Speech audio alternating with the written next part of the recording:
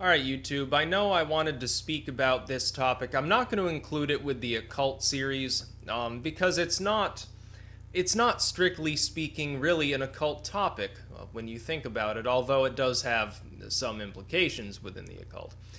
That's the idea that the way in which we view time, the way in which we view existence itself, is essentially completely and utterly wrong. And that even more enlightened systems, sometimes from the East, sometimes from other cultures, pagan cultures mainly, even those more accurate or sensible systems of measuring time really don't quite do it.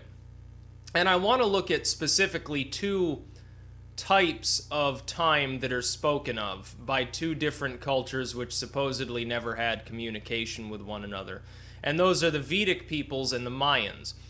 Specifically, within Vedic lore, there's the idea that there's an oscillation or cycle or whatever you want to call it between the High Age, which is Satya Yuga, downwards through Treta Yuga to Kali Yuga, which is what most of them proclaim us to be in now, and then back up.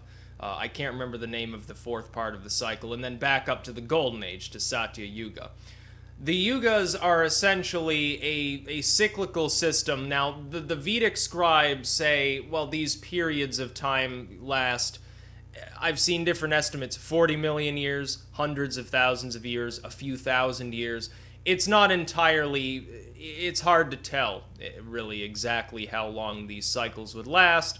I guess it probably depends on your interpretation of their, spiritual scriptures, their mythologies, and so forth. I look at this and I say, ultimately, this is a wise belief. The idea that there can be ages of time. We've got to look at it in anthropic terms. Human beings, because of the seasons, because of the way in which the world, the biological world, and the natural world in general work. Human beings go through cycles. They go through cultural cycles. They go through linguistic cycles. They go through spiritual cycles. They go through all sorts of cycles. We go through a cycle every single year. In a warmer climate where you don't have what we would consider winter, it's usually delineated by, rainy season, dry season. Rainy season, dry season. Maybe some other seasons thrown in. Up here, of course, it's spring, it's time to go plant. It's summer, it's time to look after the crops. Fall, the harvest is here. Winter, everything's dead and it's cold. Back to spring again. It's a cycle, it continues forever. But here's the problem. When you look at the way in which the Vedic peoples, or any other people that sort of give importance to these cycles, when you look at the systems that are used in the explanations, they appear to have an element of absolutism to them. It's also heavily anthropic, like the idea that we're in Kali Yuga now appears to be mostly the result of people in fairly modern times, by which I can mean several thousand years, by the way, observing that there were problems in the world, so we must be in the worst age. We must be in Kali Yuga. I'm not entirely sure that that's a compelling argument.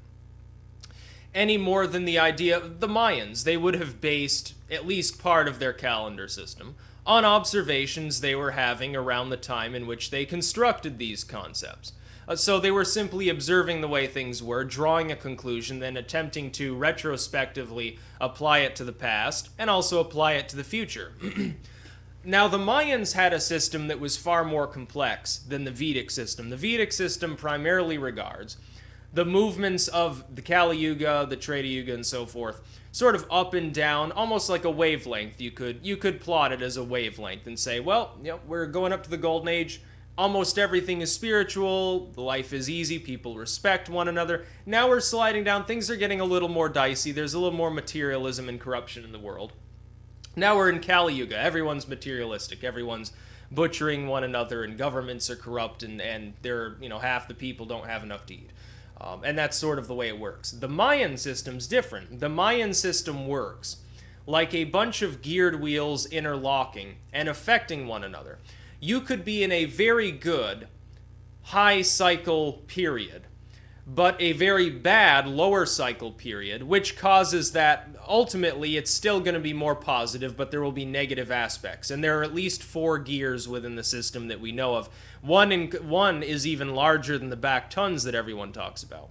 I mean, not back tons, but I can't remember the name of the largest cycle that they were using for sort of the 2012 end of the world stuff, which I warned everybody the world wasn't going to end, and, I think that does a justice to my explanation here. There are at least 4 different interlocking cycles.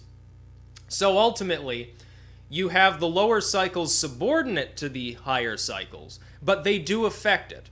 So for instance, if you apply this to the Vedic system, you would say, yeah, maybe we're in Kali Yuga, but what if all the other aspects are positive? We would hardly notice. It would still be Kali Yuga. There would still be that negative sort of connotation there, but the other cycles are all positive and spiritual, so it's not as bad as it could be. And these cycles are off-centered from one another. That is, you have to look at the possibility that there's more than just 4. Maybe there's an infinite number of these cycles, ranging from infinitely long to infinitely short.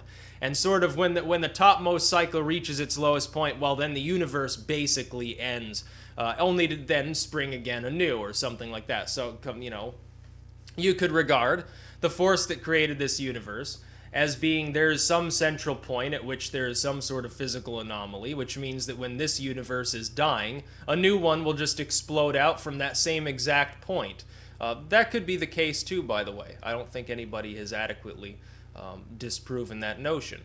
What you would get are a bunch of cycles influencing one another, and it ties into the concept that if you had a machine that was very simplistic, a machine composed of just 2 gears, and you're sort of pressing these buttons and it's spitting out numbers, eventually you would be able to quantify exactly how the machine works. You could determine that it's a mechanical object that you're working with. It's not truly random. As you add more components to it, it becomes less and less orderly to your mind. It's still an orderly mechanism. Every gear is simply affecting neighboring gears. There may be a whole bunch of switches, there may be a whole bunch of mathematical equipment running different algorithms that affect one another. Ultimately, though, it's still not a random system. If you were to fill a whole football field with such systems, and then start getting numbers out of it, you would be fooled. You would say it was a random system in which there would be no way to predict, essentially, what the numbers spit out would be. However, if you had long enough, or if you had foreknowledge that it was a machine of some sort, of course this would not be the case. You would realize it's technically not random. It seems to be. And for all intents and purposes, if we were using it for mathematical purposes, it would be. But ultimately, it's still not completely random. It's still a machine. When we look at the universe, I would say that we still have yet to determine if we're looking at a mechanism or a truly randomized sort of situation. I believe in the latter. I believe it's infinite in size, and thus infinite in its components. So it would become truly random in that scheme. That's just my belief. As far as the spiritual world goes, specifically how we view time, by using these spiritual perspectives, that of the yugas, that of the Mayan sort of gear system calendar, whatever, what we are seeing are different cogs, or different wavelengths, or different layers, or different dimensions, or something. And these different components influence one another. And so it may not be immediately and readily determined what specific age we would be in. That is, we couldn't determine specifically, are we in Kali Yuga? Or maybe we're in the Golden Age right now, and just all the subordinate cycles are so negative that it just seems like one. And we have to, if you draw these two systems together, and you look at the Mayan calendars and their interlocking mechanisms and apply them, and I would say their calendars were absolutely perfect almost when it comes to being accurate time-wise as far as telling the different years apart and so forth. If their calendars were that accurate, then I have to believe that there's something to them. Likewise, the Vedic cycles are a very wise conception. However, we have to draw them together, and in that, when we draw them together, the ultimate sort of mechanized system that we get is simply these overlapping, oscillating layers that determine one another's specific, nature. The nature of any specific cycle is going to be affected by all the others. So it may not actually be you may not be capable of telling exactly where we are on that, highest sort of oscillating level. And there could be ones that are even above, even if we consider the Yuga cycles to be millions of years long, which doesn't make sense in the Vedic system because it predates the former Golden Age would be before humans even existed.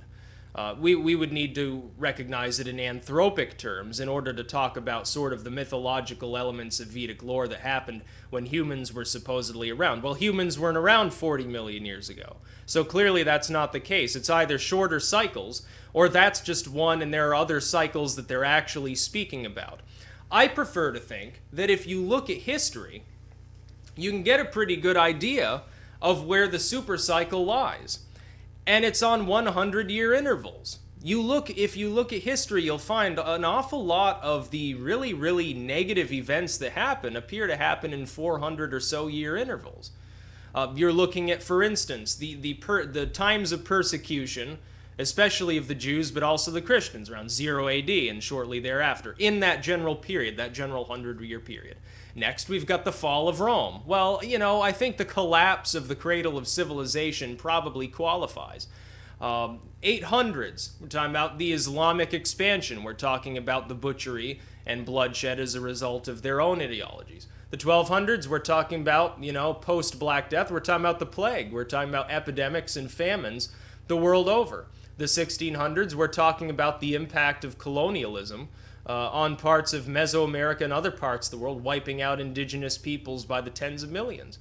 And then that would lead us, of course, to the modern age, in which we have everything set up currently. And it would also talk potentially about World War II in this most recent period, if we sort of bump it back maybe 40 or 50 years.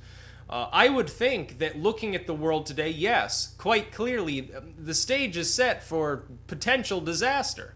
We could have a nuclear war. We could have World War III even without nuclear weapons and completely, rip apart hundreds of millions of people, destroy entire nations, and cause the world to regress back to the Dark Ages. We're looking at that period. However, it would still be impossible to predict specifically what would be happening in that period because there are all of those other cycles that are influencing them. And so you could see spikes of negativity in the most positive cycles, spikes of positivity in the most negative. Ultimately, though, what this creates is a system in which you can't predict anything. Because ultimately, you have potentially an infinite number of layers influencing one another. And it appears, even if it's mechanistic in form, even if it's deterministic in form, it appears randomized and impossible thus to differentiate from a randomized system.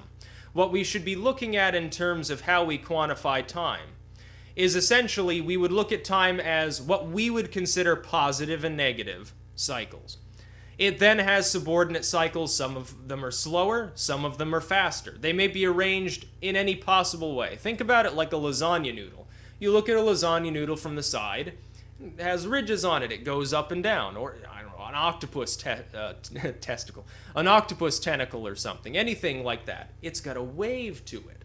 Well, then simply subordinate a bunch of other cycles. One might be going like this, one might go like this, another might go like this, and they all influence one another. If you add enough of them, then you're never going to, if you were to quantify it in terms of mathematics and give it a definitive sort of number value as to any specific location and where it is higher or lower on one of these wavelengths, potentially as you add more and more, it would appear more and more random, even if it's not. Given enough time, you might be able to quantify it, but you add more than 3 or 4 of them, you're never going to, because you're never going to be able to actually determine, sort of how they're interacting together. That's how I look at time. I say essentially the Vedic people were correct. However, there is also a missing element within their explanation. I drag this into reincarnation too. I say that reincarnation is reality on the basis of multiple dimensions which overlap. I believe science will eventually quantify the capability of dimensions to overlap, and thus yet again, like with alchemy and the transmutation of elements, which has been proven possible by particle accelerators, we will eventually be able to sneak a peek into some other dimension and determine, oh yeah, people actually persist after they die. Maybe they change form. Maybe they live their same life over and over again exactly the same. Maybe it's different each time. Maybe they go back to when they were born, but they're born in a different body around the same time. Maybe they can go backwards in time. Maybe when I die, I'll be reborn as a caveman. No clue. We don't understand quite how these dimensions work. Lots and lots of theories, very little proof for any of them, but I do believe that will happen. As a result of my understanding of the oscillation of time, I spurn the notion of Buddhism. And I'll say that. And originally I didn't. Originally I said Buddhism sounds pretty good, and I still think it's a positive system.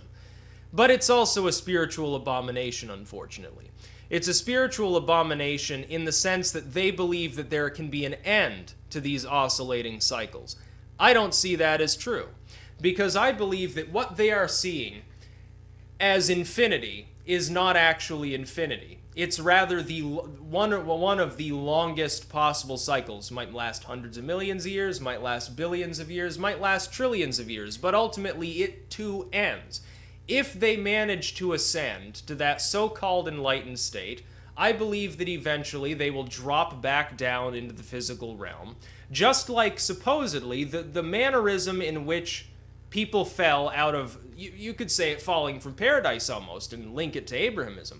The idea of falling from that enlightened sort of non-dual state of ultimate enjoyment, because there's no fear, there's no hate, there's no anything, there's no need.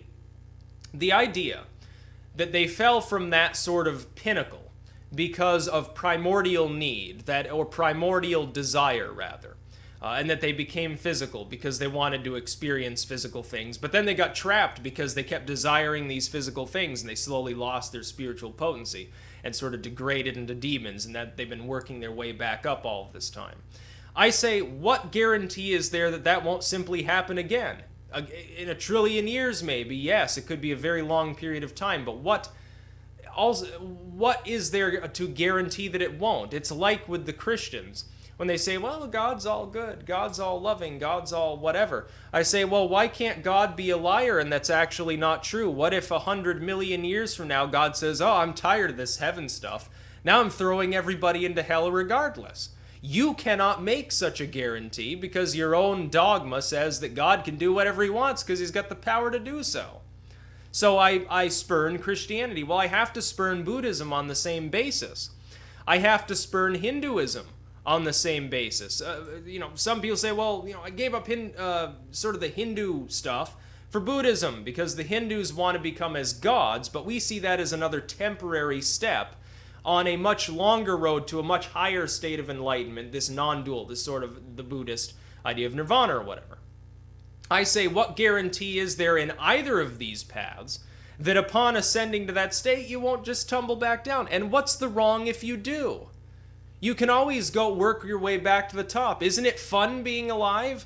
Well, I would think that the most fun system would simply be you're on a roller coaster ride forever. You can ascend for 1 billion years. Eventually, you'll either get bored of it and come back down, or you'll have no choice because of some intergalactic fuckfest on the cosmic plane of some other dimension, and you'll get, forced back down to the world of hungry ghosts or whatever. They can make no guarantee that this isn't the case. They can say, well, this isn't what our system says. They can say, they can claim, they can have the opinion that it's impossible to redescend once you've hit that highest state. And some of them say, well, everyone's going there anyway. And so, they don't look down on people who aren't Buddhists, because if they're good, noble people and they're not, complete shit fucks, they're probably just coming back at least as another human anyway.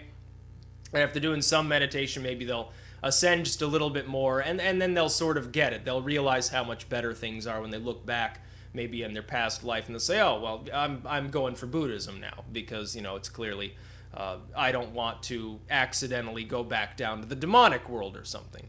But I say, what guarantee can they give? Outside of their dogma and their opinion, they can't. Within the context of something observable and concrete and definite, they can't give such a guarantee. And so I expunge both of these systems on that basis. I say the Vedic system, their conception of time, their conception of spirituality, ultimately, yes, I believe is true. But they're missing that extra aspect because they're simply focusing on one cycle that they consider penultimate. They consider it, the only one of any import. I say no, you should be looking at multiple cycles that influence one another. You should also be spurning the notion that it's necessarily a good or necessary or applaudable idea to ascend in the first place. Even if you descend, even if you are a shitfuck and end up in the realm of the demons or something, who cares? You're going to reascend back up to the human realm again, or maybe to some alien life form or something. Also, how do they cope with the idea of aliens? Many of them, they're very anthropic. They're talking about things, sort of subterranean demon worlds here on actual Earth or whatever.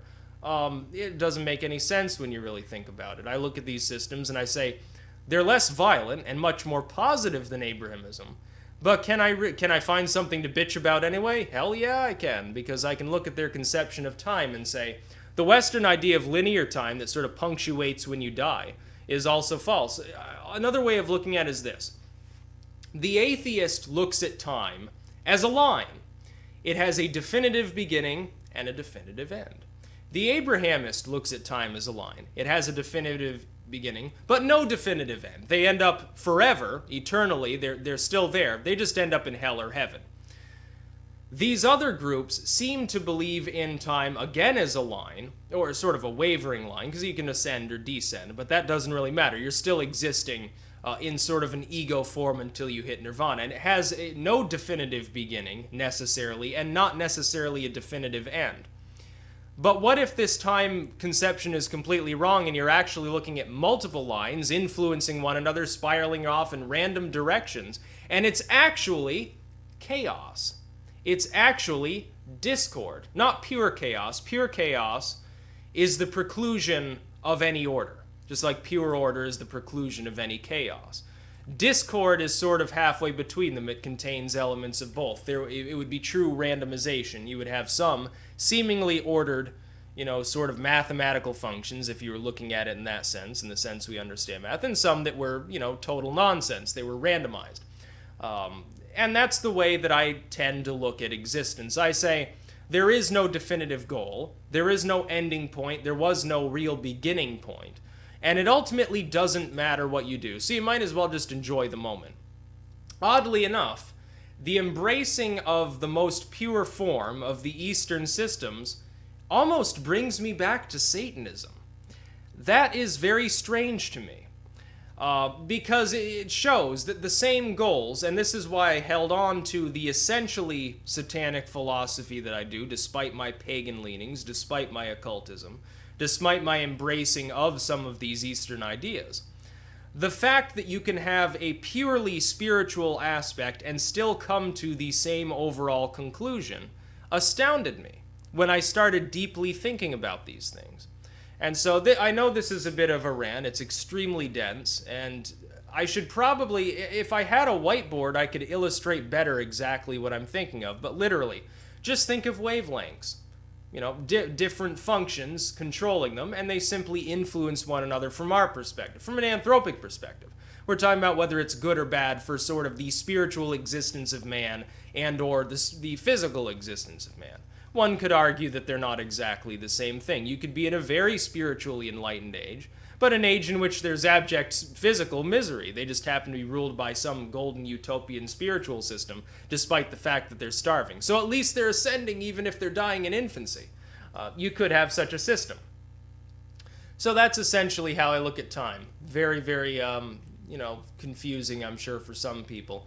I'll try to explain it better in the future. If I can get a whiteboard, maybe I should have like a GoFundMe, buy sticks of whiteboard or something like that, because, I'm broke at the moment. But yeah, that would probably be helpful if I could, illustrate some of the things I talk about in my videos. But that's basically how I look at time. I do not believe that it ends. I do not believe that your specific ego ends. It may be transformed, it may be changed, but it's still, the essence is still there. Even if you've forgotten all about your past life, there is some sort of divine essence, you could call it, or cosmic essence, or some sort of something that exists on a higher dimension that persists in some form. That is what I believe. Yeah. So, yeah, a little bit dense of a rant there. That's about all. Peace out.